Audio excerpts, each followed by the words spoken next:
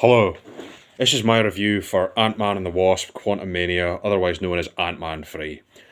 When I first started watching this film, when I first saw this film, I would say that I was more on the negative side in terms of how I was feeling about it, but as time has gone on and I've rewatched it a few times, I would actually say that this film has more positives than negatives by a bit, by a fair bit. Not an insanely large amount. There's still some negatives in this film and there's still some stuff that could have done better, but overall I would actually say that this film, for me personally, has more positives than negatives. I would say this film is I could actually see myself rewatching it again at some point, and I think you should watch it. And this is a spoiler review for Ant-Man 3, but even if you haven't seen the film, I recommend that you do watch it. But this is my spoiler-filled review for Ant-Man 3, Ant-Man and the Wasp, Quantumania.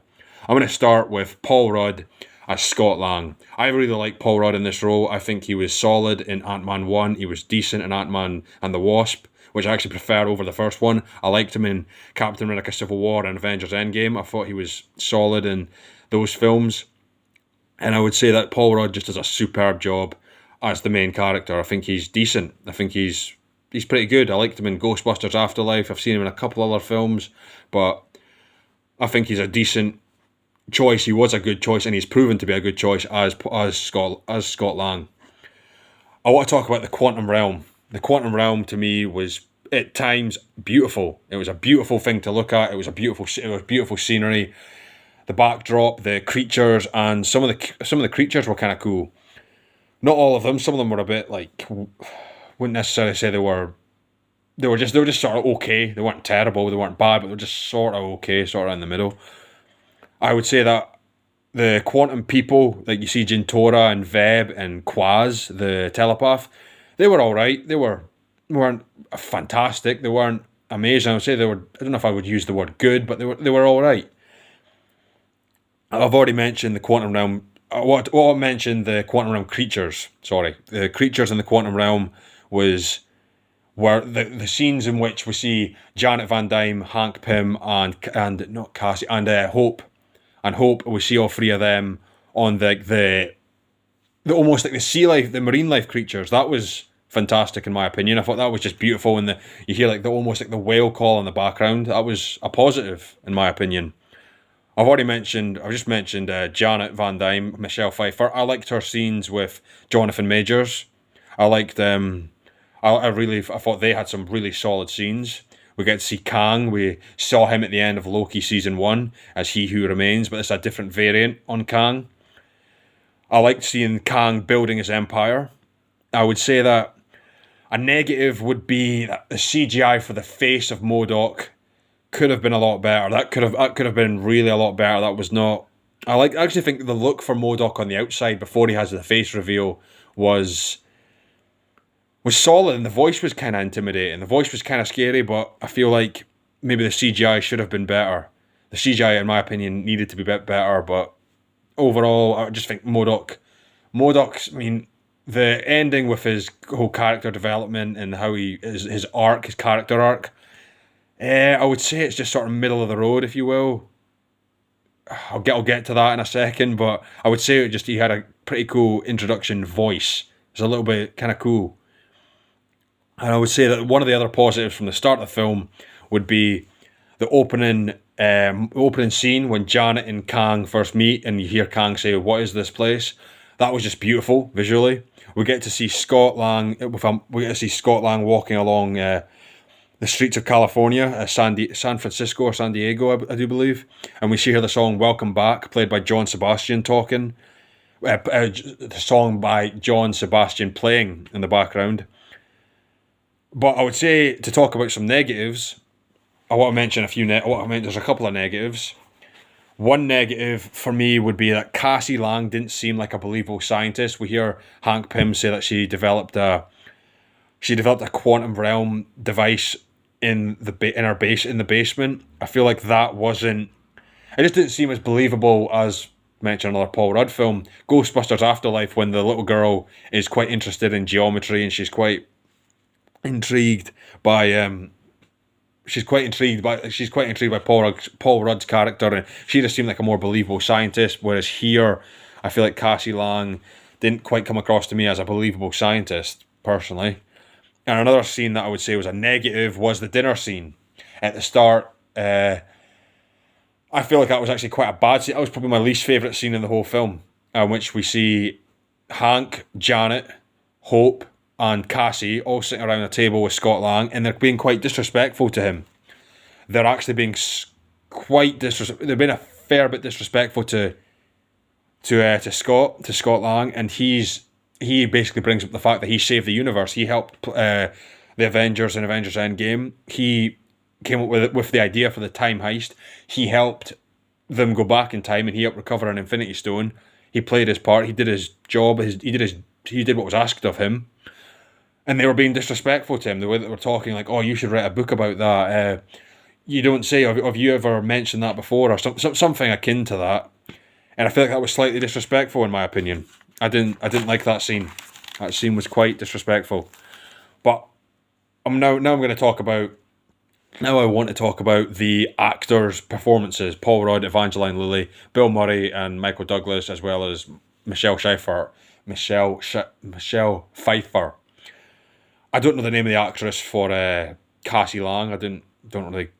I know she was in Detective Pikachu. She was in the Pokemon film from 2019, and I just don't know her name. I don't really care that much to look it up. I'm afraid. I thought the actors did an all right job. Their acting wasn't exceptional, wasn't brilliant, wasn't fantastic. I wouldn't necessarily say it was very good or really good or anything like that. I would say it was just a solid good. That's what I would say. The actors. I would say it was just on the more positive side than the negative side. 6 out of 10, if you will, for the actors' performances. Nothing exceptional, but nothing bad. I wouldn't necessarily say there was a bad acting scene. I thought the drink the ooze scene was kind of cool, sorta. I thought I was with Veb. He was sort of cool. He was different. I would say that the Quaz guy who was the telepath, that was kind of cool. I mean, sorta. He was sort of like, knockdown the cheap man's version of Professor X, if you will. I thought that there was a scene though in that same scene when we see that guy in the background saying we should torture them, and he's got a slightly Australian accent, if I remember correctly. That wasn't set up right. I didn't really think that was funny. They didn't build up to that properly. That wasn't that needed a bit more build up. Could have done better with that. I thought the big buildings moving though were like arms, what you would consider to be arms. That was kind of cool, design. I've already mentioned MODOK's voice. I thought that was just cool when he had his mask on before he starts talking. But I would say that actually overall, I think I'd say MODOK was just a right bang in the middle. MODOK overall, I would say, was a solid 5 out of 10. And that he was bang in the middle for me. Had positives, had negatives. I thought he was just there was a cool factor to him. Jin Tora, she was kind of cool. Cassie Lang ends up rescuing her. She was sort of cool. I would say that a really big positive for me in this film would be Michelle Pfeiffer's monologue about Kang. I think that was a great monologue when she was talking about her experience with Kang and how they were trying to fix his ship, and then they were trying to fix the core, and then before she puts the core when she puts the core into his machine and he gets his suit back, and then she accidentally touches the core, she sees the visions and sees what he's done and who he is, and she asks him, "Who is Kang?" And he basically he says back to her, "Who I have to be." That was a great scene. That monologue was fantastic. I like Jonathan Majors as Kang. I really liked him as. I think I would say I really like him as Kang. He was out of all the Marvel Cinematic Universe villains, he's definitely up there with not necessarily the best Marvel villain. I think that would probably still belong to Thanos. But Kang, Jonathan Majors' portrayal of Kang, solid.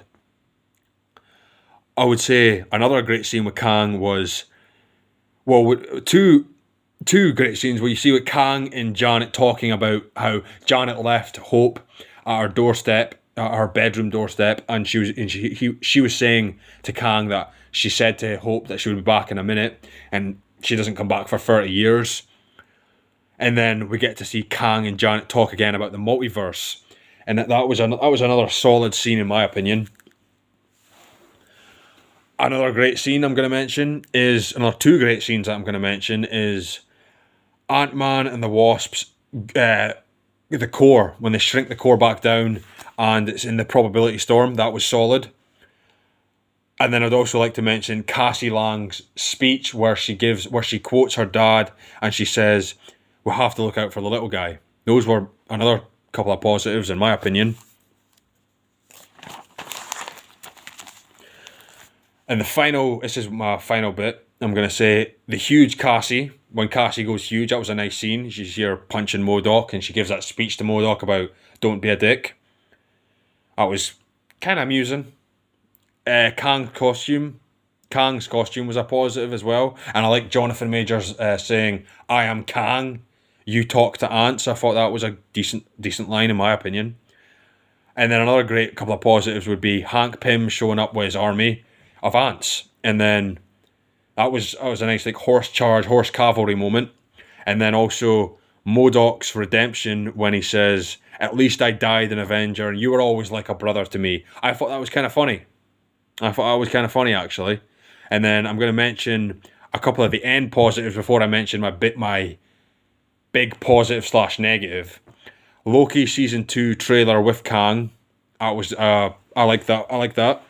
And then also the Council of Kangs, and I thought they were both solid. The restaurant cake scene that takes place just after Scott's ending monologue, where Scott ponders if he actually won. Did he really achieve victory? Because Kang was saying there's a lot of me on the horizon when he was Kang's prisoner. Scott pondering on that, as well as having the Welcome Back song playing in the background, sort of made it feel like the ending and the start were sort of the same. But now I'm gonna talk about those were positives.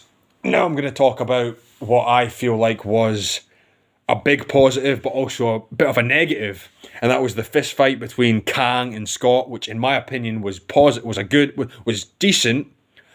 But a part of me wishes Janet Van Dyne didn't interfere.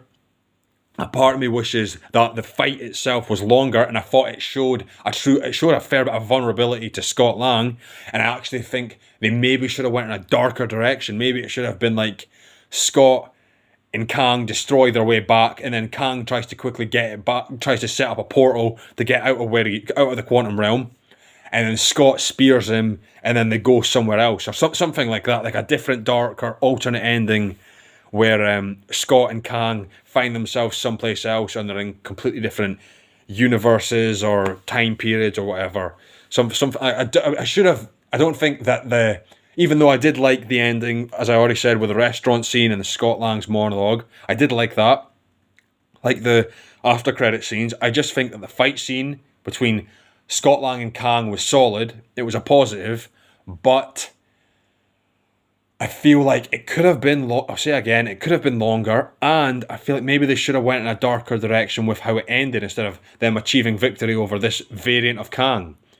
I'm excited to see what they do down the line, and I've just started watching Loki season 2, episode 1, and I've already mentioned he was at the end of Loki season 1, and now we get to see Loki season 2 and how much of an influence Kang has, and I'm excited to see where that goes. But I'll say again, that final fight was a big positive in that the fight itself was solid, and I like seeing Scott shown to be so vulnerable on his own, fighting Kang, fist fight showing that Kang is more than capable without his armor, just fist fights. He was quite dominant in the fight. Scott was showing quite a fair bit of Scott Lang was showing a fair bit of endurance, in that he was just constantly getting back up on his feet and showing a fair bit of resilience. That's the word I'm looking for. And I thought that was a positive. Overall, I could say that this film has more positives than negatives, and I think I could see myself rewatching it again. I've watched it, I think 5, 6, maybe 7 times now. I could see myself rewatching it at some point. This is my review. That's what I'm going to say. The last thing I'm going to say, that this film has more positives than negatives.